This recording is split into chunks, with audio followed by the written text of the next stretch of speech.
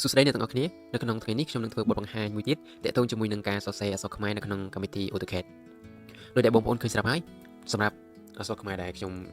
សរសេរនេះគឺខ្ញុំសរសេរនៅក្នុងកម្មវិធី AutoCAD អញ្ចឹងការសរសេរអក្សរខ្មែរនៅក្នុងកម្មវិធី AutoCAD វាមានលក្ខណៈខុសគ្នាហើយនឹងមានលក្ខណៈដូចគ្នាពីការសរសេរនៅក្នុង Word ឬក៏ Excel បាទហើយសម្រាប់បងប្អូនដែលចង់ស្វែងយល់បន្ថែមពីការសរសេរគឺអាច download keyboard ដែលខ្ញុំនឹងទម្លាក់ចូលនៅក្នុង group Telegram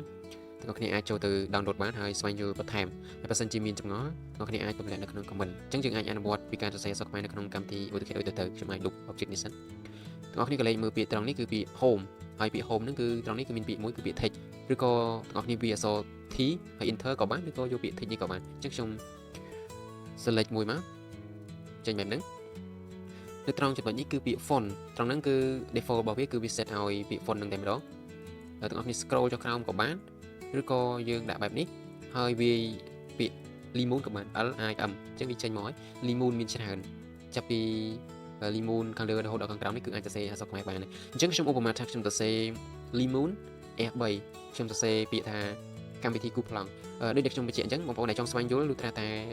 មាន keyboard សម្រាប់ប្រើនៅក្នុងកម្មវិធី AutoCAD ទើបអាចសរសេរបានព្រោះការសរសេរខ្លះវាមានលក្ខណៈខុសគ្នាអញ្ចឹងខ្ញុំអាចសរសេរដូចទៅអញ្ចឹងយើងអាចសរសេរបានពាក្យកម្មវិធីគូប្លង់កម្មវិធីគូប្លង់អញ្ចឹងវាចេញបែបនេះ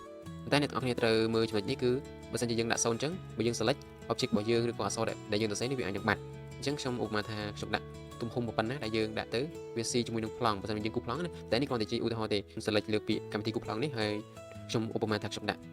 100ហើយបងប្អូន enter ឬក៏ចុចពាក្យ close tick editor នេះក៏បានដូចគ្នាអញ្ចឹងវាចេញបែបនេះឲ្យ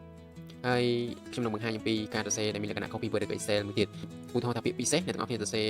ពោដាក់ស្រេសស្រេនិងសប៉ុន្តែនៅក្នុងកម្មវិធីគូប្លង់ AutoCAD វាខុសគ្នាបន្តិចអញ្ចឹងខុសគ្នាបែបណាតោះយើងទៅអនុវត្តដូចគ្នាខ្ញុំលុបអក្សរទាំងនេះយកខ្ញុំសេពាក្យពិសេសពោស្រេប៉ុន្តែយើងអត់សរសេរសទេយើងសេស្រេមុនស្រេហើយបានដាក់អក្សរសអញ្ចឹងទើបវាចេញពាក្យពិសេសអញ្ចឹងអានឹងជាលក្ខណៈខុសគ្នាដូចខ្ញុំបាននិយាយខាងដើមអញ្ចឹងលុះត្រាតែទាំងអស់គ្នាដឹងអំពី keyboard នៃការសរសេរអញ្ចឹងខ្ញុំបានទម្លាក់ចូលនៅក្នុងក្រុមអ្នកទាំងអស់គ្នាអាចចូលទៅ download keyboard